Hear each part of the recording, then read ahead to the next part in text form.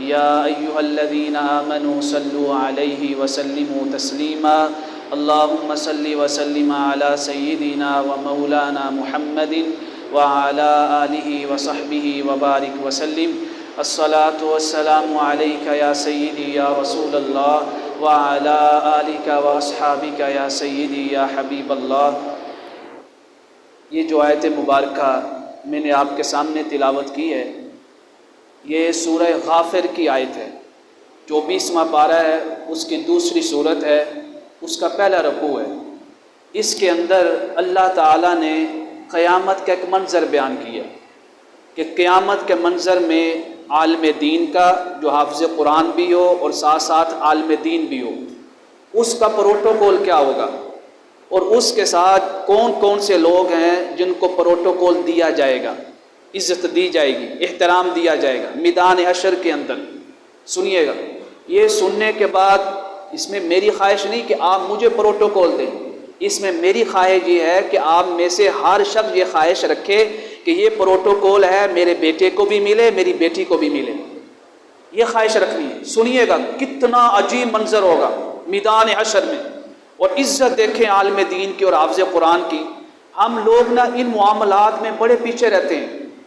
اپنے بچوں کو قرآن بھی پڑھانا ہے تو فارمیلٹی پوری کرنی ہے، سرسری ناظرہ پڑھا دیا، بس فارمیلٹی پوری ہو گئی، یہ میرا بچہ ناظرہ قرآن پاک پڑھ گیا ہے، ہماری ذمہ داری پوری ہو گئی۔ نا نا نا نا، یہ ہماری ذمہ داری نہیں ہے۔ ذمہ داری یہ ہے، یہ سنیے گا، پروٹوکول بھی سنیے گا اور ذمہ داری بھی۔ فرمایا الذین یحملون العرش، اللہ تعالیٰ کے وہ فرشتے جنہوں نے اللہ تعالیٰ کے عرش کو اٹھایا ہوا ہے۔ کس کے عرش کو اٹھایا ہوا ہے؟ اللہ رب العزت کے عرش کو اٹھایا ہوا ہے۔ اللہ رب العزت کے عرش کو کتنے فرشتوں نے اٹھایا ہوا ہے، ان کی تعداد، ان کا عدد سورہ حاقہ کے اندر بیان فرمایا۔ فرمایا وانشقت السماء فہی یومئذ واہیہ، جب آسمان پھٹ جائے گا، آسمان کو ختم کر دیا جائے گا، اور ہر طرف سے ندا آ رہی ہوگی کہ نافرمانی کے اندر زندگی گزارنے والے، گناہوں کی غلاظت کے اندر زندگی گزارنے والے، بدی کے رستے کے اوپر چلنے والے، قرآن پاک کو چھوڑنے والے، ان سب کے لیے تباہی اور بربادی ہے۔ فرمایا والملک علی ارجائیہ، اس ٹائم کچھ فرشتے کھڑے ہوں گے۔ یہ کتنے ہوں گے؟ فرمایا یحمل عرش ربک فوقہم یومئذ ثمانیہ، یہ 8 فرشتے ہوں گے جنہوں نے اللہ تعالیٰ کے عرش کو اٹھایا ہوگا۔ لہٰذا اللہ تعالیٰ کے فرشتوں میں سے سب سے افضل ترین فرشتے یہ 8 فرشتے ہیں، اللہ تعالیٰ کا جن کو خاص قرب نصیب ہوا ہے، اللہ تعالیٰ کا عرش اٹھایا ہوا ہے۔ پھر ان فرشتوں میں سے بھی جو سب سے اعلیٰ اور افضل ہیں، جو افضل الملائکہ ہیں، وہ حضرت جبریل امین علیہ الصلاۃ والسلام ہیں۔ کیوں کہ ان کا انتخاب ہوا ہے وحی کے لیے، وحی پہنچانے کے لیے، تاکہ وہ انبیاء کرام علیہم الصلاۃ والسلام کے پاکیزہ دلوں کے اوپر اپنے رب کا پیغام پہنچا سکے۔ فرمایا انہوں نے عرش کو اٹھایا ہوگا۔ وہ کر کیا رہیں گے؟ ان کی ذمہ داری کیا ہوگی؟ پہلی ذمہ داری یسبحون بحمد ربہم، وہ عرش کو اٹھانے والے فرشتے اللہ تعالیٰ کی تسبیح بیان کر رہے ہوں گے، سبحان اللہ سبحان اللہ سبحان اللہ، الحمدللہ الحمدللہ الحمدللہ، اللہ اکبر اللہ اکبر اللہ اکبر، لا الہ الا اللہ لا الہ الا اللہ۔ یہ پہلی ذمہ داری۔ دوسری ذمہ داری کیا ہے؟ وَيَسْتَغْفِرُونَ لِلَّذِينَ آمَنُوا، اور وہ دعا کر رہے ہوں گے۔ کن کے لیے دعا کریں گے؟ جو صاحب ایمان ہوں گے، جو کلمہ پڑھنے والے ہوں گے۔ اللہ کے عرش کو اٹھایا ہوا ہے، اللہ تعالیٰ کی تسبیح کر رہے ہیں، عرض کر رہے ہیں مولا اس تسبیح کا معاوضہ چاہیے، اس تسبیح کا عوض چاہیے۔ اللہ پوچھے گا اس تسبیح کا معاوضہ کیا چاہیے؟ یہ عرض کریں کہ مولا روح زمین پر جو بھی تیری توحید کے اوپر ایمان رکھتا ہے، تیرے سارے انبیاء کرام علیہ الصلاۃ والسلام کے اوپر ایمان رکھتا ہے، اور تیرے حبیب کریم علیہ الصلاۃ والسلام کے ختم نبوت پر ایمان رکھتا ہے، مولا ہمارا معاوضہ یہ ہے کہ ان سب کو معاف کر دے۔ اللہ، کتنا ہم نے کبھی یہ معاوضہ مانگا اللہ سے؟ مجھے آپ بتائیں، ہم نے کبھی ہماری روٹین کے اندر ہو کہ آج میں نماز پڑھنے آیا ہوں، مولا میری نماز کا معاوضہ یہ ہے کہ حضور کی امت کی بخشش فرما دے، حضور کی امت کو معاف کر دے، حضور کی امت کے لیے دعا کی؟ جو کرتے ہیں وہ اللہ کا شکر ادا کریں۔ یہ کتنی ذمہ داریاں ہوگی؟ 2 ذمہ داری۔ آگے چلیں۔ وہ کہیں گے مولا ربنا اغفر لنا ولاخواننا، اور فرمایا فاغفر للذین تابوا، ان کو بھی معاف کر دے جو توبہ کرتے رہتے ہیں، توبہ کی حالت میں زندگی گزارتے ہیں۔ اللہ اکبر، آج کی رات توبہ کی رات ہے، ماہ رمضان المبارک کی ہر رات توبہ کی رات ہے۔ آپ کو معلوم ہے لیلۃ القدر کو قدر کیوں کہتے ہیں؟ قدر کا ایک معنی ہوتا ہے تقدیر کا فیصلہ ہونا، قدر کا ایک معنی ہوتا ہے تنگ ہو جانا، تنگ ہو جانا۔ مطلب کیا ہے؟ اس رات کو لیلۃ القدر اس لیے کہتے ہیں کہ روح زمین پر اللہ تعالیٰ کے اتنے فرشتے نازل ہوتے ہیں، اتنے فرشتے نازل ہوتے ہیں، اتنے فرشتے نازل ہوتے ہیں، اور اس کی رحمتوں کا اتنی کثیر تعداد میں نزول ہوتا ہے کہ اللہ کی رحمتیں بڑھ جاتی ہیں، زمین تنگ پڑ جاتی ہے۔ اگر ایسی رات بھی غفلت میں گزار دی جائے، گھروں کے اندر سو کر گزار دی جائے، پھر کیا فائدہ ہے؟ یہ راتیں اللہ تعالیٰ نے کیوں رکھی؟ فرمایا اگر کسی ہر رات نہیں جاگ سکتے، ایک رات تو آ جاؤ اللہ کے حضور، اپنے گناہوں کی معافی مانگ لو، سچی توبہ کر لو۔ فرمایا للذین تابوا، جو توبہ کرتے ہیں مولا ان کی توبہ کو قبول کر لے۔ اگلا پروٹوکول، اب پروٹوکول شروع ہو رہا ہے۔ عرض کریں کہ مولا ان کو بھی معاف کر دے، واتبعوا سبیلک، جو تیرے دین کا علم رکھنے والے ہیں اور علم رکھنے کے بعد اس دین کے اوپر عمل کرتے ہیں، علماء کو بھی معاف کر دے، عالم دین کو بھی معاف کر دے۔ دعا کریں کہ مولا وقیہم عذاب الجحیم، ان کو دوزخ کے عذاب سے بچا لے۔ یہ دعا ہو گئی، اب پروٹوکول شروع ہو رہا ہے۔ پروٹوکول پہلا، ربنا وادخلہم جنات عدن، مولا ان علماء دین کو اپنی جنت میں داخل کر دے۔ پہلا پروٹوکول عالم دین کے لیے، اس کے جنت میں داخلے کے لیے دعا کون کر رہا ہے؟ اللہ تعالیٰ کے وہ 8 فرشتے جنہوں نے عرش رحمان کو اٹھایا ہوا ہے۔ دوسرا پروٹوکول سنیں، صرف عالم دین جائے گا؟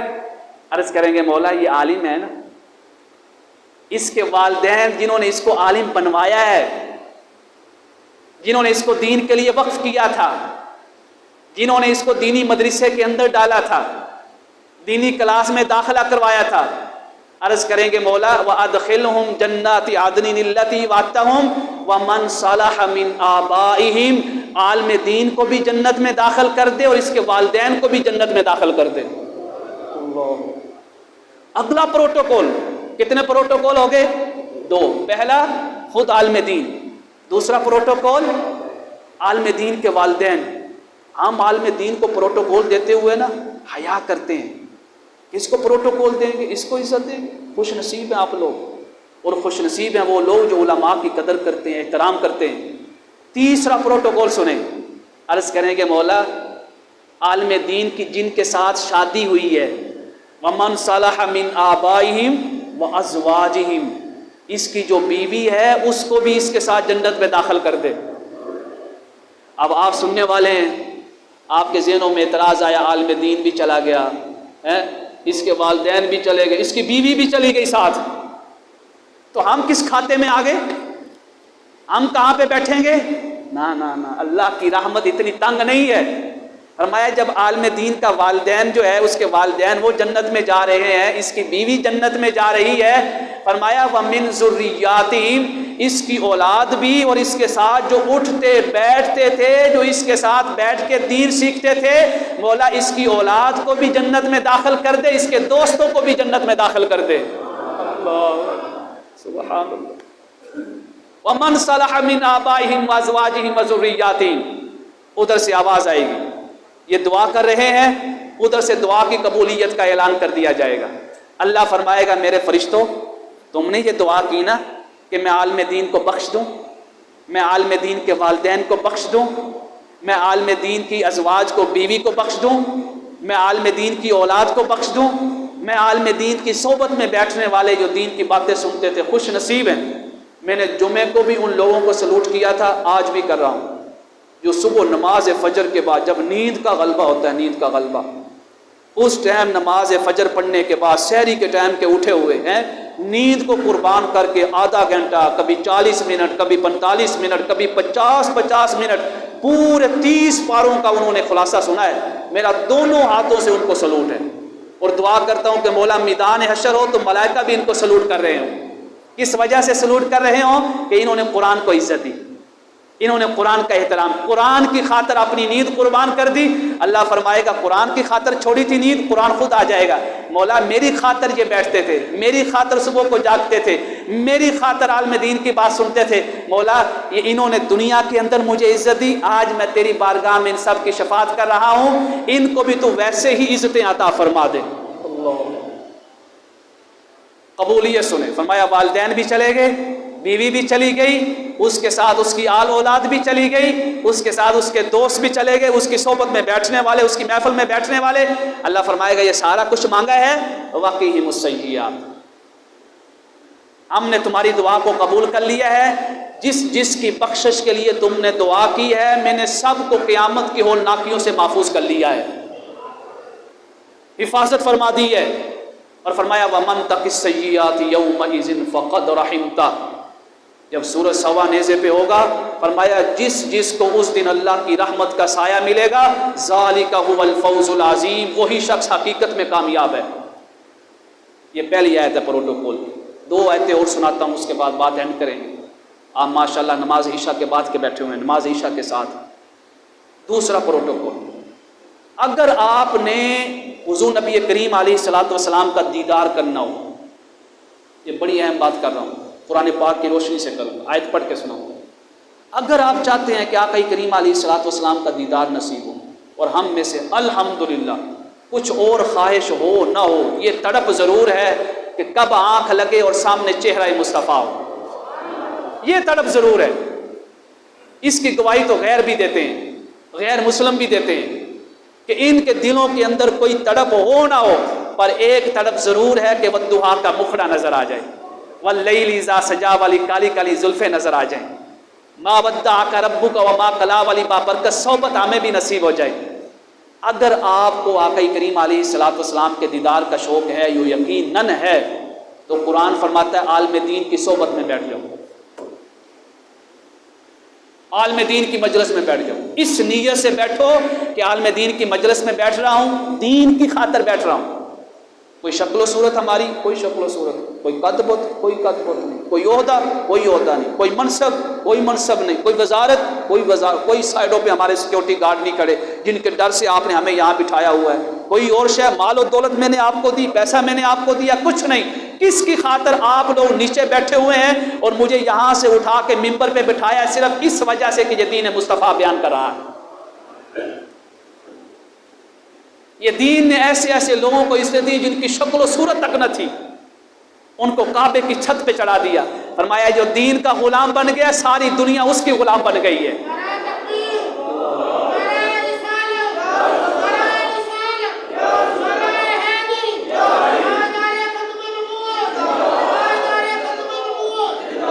کائنات نے منظر دیکھا جس کو تپتے ریت پہ، تپتے صحرا پہ لٹایا گیا، جس کے سینوں کے اوپر پتھر باندھے گئے، جس کو تنزیہ انداز میں بلایا جاتا تھا، انت حبشیون، تو حبشی ہے، تو کالا غلام ہے، وہ سارے جو تانے دیتے تھے فتح مکہ کے موقع پہ نیچے کھڑے تھے، جس کو کالا کہتے تھے، حبشی کہتے تھے، وہ کعبہ کی چھت پہ کھڑے ہو کے ایک ہی اعلان کر رہا تھا، اشہد ان محمد رسول اللہ، اشہد ان محمد رسول اللہ۔ اللہ اکبر، اللہ اکبر۔ وہاں پہ شاعر نے کیا خوب کہا، وہ معزز تھے زمانے میں، ساری عزتیں ان کو ملی صرف اس وجہ سے کہ وہ حقیقی مسلمان تھے۔ فرمایا تم خوار ہوئے تارک قرآن ہو کر، ہم نے ان کے قدموں میں تخت کسرا رکھ دیا، تخت ایران رکھ دیا، تخت رومی رکھ دیا، ہر قسم کا تخت ان کے قدموں پہ نشاور کر دیا۔ کیوں؟ وہ میرے مصطفیٰ کے قدموں پہ نشاور ہو چکے تھے۔ اب قرآن کی آیت سن لیں، اگر شوق ہے جمعے کے روز ٹائم پہ آئیں کہ عالم دین کی مجلس میں بیٹھنا ہے تاکہ حضور کا دیدار نصیب ہو، کہیں پتہ چلا دین کی بات ہو رہی ہے پہنچ جائیں، اس کی خاطر نہیں، کس کی خاطر؟ کہ دین سیکھیں گے، حضور کا دیدار نصیب ہوگا۔ اب سنیے سورہ کہف، کیا ایمان افروز آیت ہے، کیا ایمان افروز، قربان جائیں، قربان جائیں۔ اللہ نے حکم دیا وَاصْبِرْ، اے حبیب آپ اپنے آپ کو وہاں پہ لے جائیں، وہاں پہ بٹھائیں، وہاں پہ اپنے آپ کو روک کے رکھیں، کہاں پہ بٹھائیں، کہاں پہ روک کے رکھیں، کہاں پہ مصطفیٰ کریم حاضر ہوں؟ اللہ تعالیٰ یہ کس مجلس کے لیے حکم دے رہا ہے؟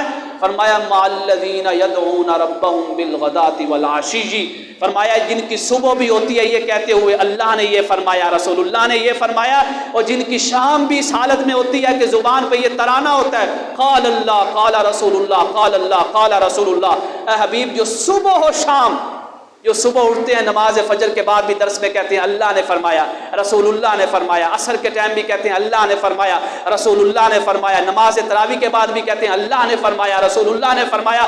اللہ فرما رہا ہے کس کو؟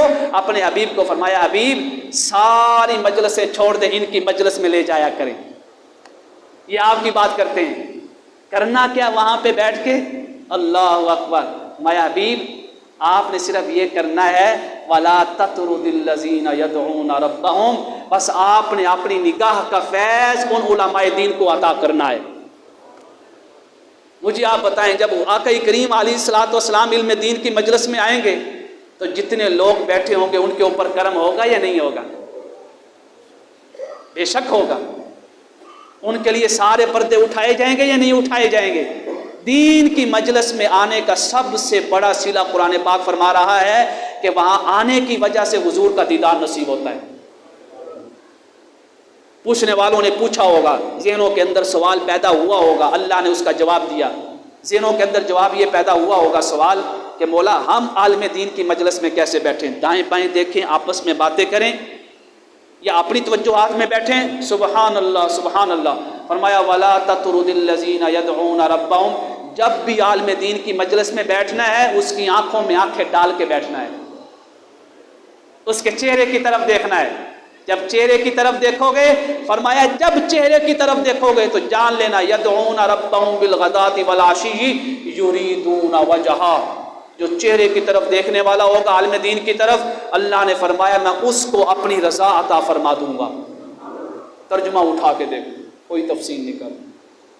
اگلی بات سننے والی ہے، فرمایا وَلَا تُطِعْ مَنْ أَغْفَلْنَا، اگر عالم دین کی مجلس کو چھوڑ دیا، اس کی معیت کو چھوڑ دیا، اس کی محفل کو چھوڑ دیا، اس کی صحبت کو چھوڑ دیا، اس کی بات جو وہ دین کی بات کر رہا ہے اس کو چھوڑ دیا، تو فرمایا پھر سزا کے لیے تیار رہو۔ سزا کیا ہے؟ فرمایا قَلْبَهُ عَنْ ذِكْرِي، میں ان کے دل کو اپنے ذکر سے دور کر دوں گا۔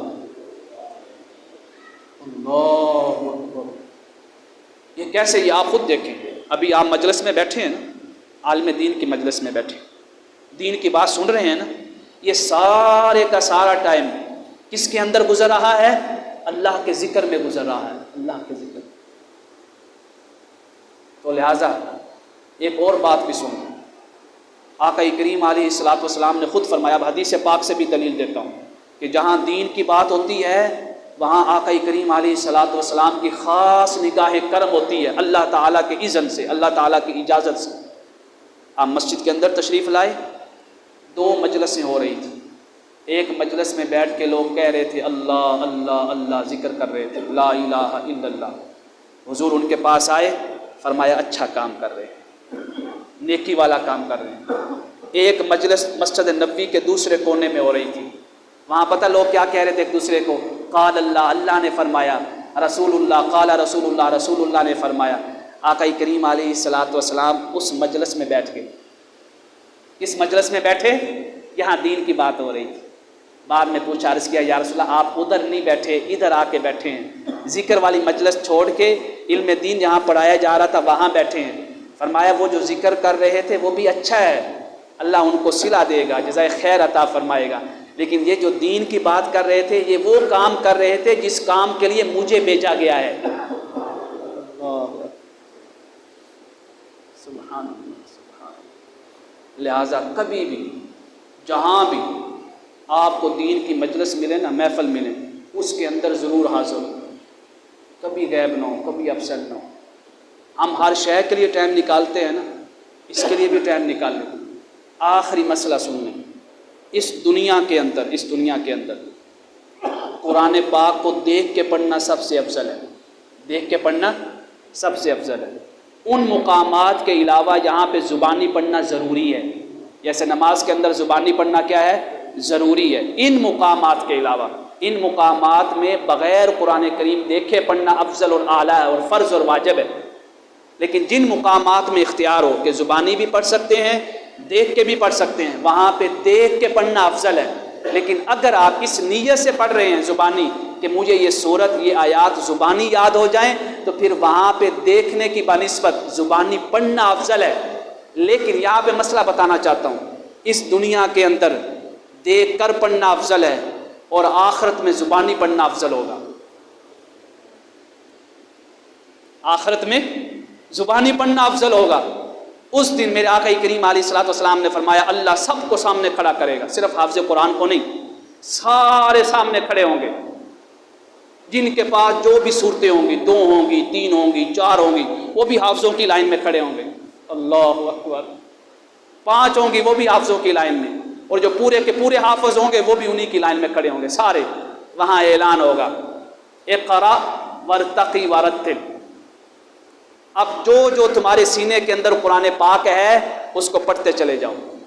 دروازے کھول دیے جائیں گے جنت کے، حافظوں کی لائن لگی ہوئی ہے، اور ان لوگوں کی لائن بھی جنت کے دروازے پہ لگی ہوئی ہے جن کے سینوں کے اندر قرآن پاک کی کچھ نہ کچھ صورتیں ہیں۔ اس لیے میں کہتا ہوں جو صورتیں سینے کے اندر محفوظ ہیں نا، ایسے کریں کہ ان کا تلفظ بڑا اعلیٰ ہو، ادائیگی بڑی عالیہ، زبر زیر پیش مد حرکات بالکل صحیح ہوں۔ جہاں ساکن پڑھنا ہے ساکن پڑھیں، جہاں پہ مشدد پڑھنا ہے مشدد پڑھیں، جہاں پہ مد کرنی ہے مد کریں۔ یہ صرف پڑھنے سے نہیں آئے گا، یہ سیکھنے اور سکھانے سے آئے گا۔ سارے کھڑے ہوں گے، اللہ ان سے فرمائے گا جو تمہارے پاس قرآن پاک کا حصہ ہے پڑھتے چلے جاؤ، جنت کی سیڑھیاں چڑھتے چلے جاؤ۔ جہاں پہ تمہاری زبان تلاوت قرآن سے خاموش ہو جائے وہی جنت کے اندر تمہارا مقام ہوگا۔ اب جس کو جتنی صورتیں زیادہ یاد ہوں گی، جتنا حصہ زیادہ یاد ہوگا، اسی قدر وہ جنت کے اوپر اعلیٰ مقام پہ چڑھتا چلا جائے گا۔ اور جس کو پورا قرآن پاک یاد ہوگا، پورا، جانتے ہو وہ کہاں پہ ہوگا؟ پورا قرآن پاک وہ پڑھے گا الحمدللہ۔ سورہ آل عمران آ گئی، سورہ نساء آ گئی، صورتیں آتی چلی گئیں، سورہ فلق آ گئی، قل اعوذ برب الفلق، سورہ ناس آ گئی۔ جب وہ پڑھے گا من الجنت والناس، جانتے ہو یہ کہاں پہ ختم ہوگی؟ من الجنت والناس، وہاں پہ ختم ہوگی جہاں پہ مصطفیٰ کا مقام ہوگا۔ اور وہ مصطفیٰ کے مقام پہ برابری پہ نہیں،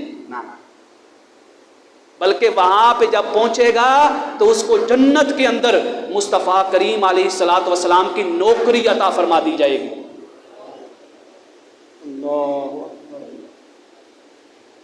تو پھر ہم کیوں نہ کہیں بلغ العلا بکمالی کشف الدجا بجمالی حسنت جمیع خصالی صلو علیہ وآلہ۔ حضرت حسان ابن ثابت آقا کریم علیہ الصلوۃ والسلام کی مجلس میں بیٹھے ہیں، جب نظر چہرہ مصطفیٰ پہ پڑی، اللہ اکبر، نورانی مکھڑے پہ پڑی تو بے ساختہ بول اٹھے وَأَحْسَنُ مِنْكَ لَمْ تَرَ قَطُّ عَيْنِي، ایسا حسن کبھی حسان کی آنکھ نے کسی کے پاس دیکھا ہی نہیں۔ وَأَجْمَلُ مِنْكَ لَمْ تَلِدِ النِّسَاءُ، ایسے اچھے اور اعلیٰ اخلاق کا مالک کوئی بھی ذات نہیں دیکھی ہے۔ فرمایا خُلِقْتَ مُبَرَّأً مِنْ كُلِّ عَيْبٍ، جس طرح میں نے مصطفیٰ کو بے عیب دیکھا ہے، کائنات کے اندر کسی کو بے عیب نہیں دیکھا، ایسے لگتا ہے قد خلقت کما تشاء کہ اللہ نے اپنے حبیب کو ایسے بنایا جیسے وہ چاہتے تھے۔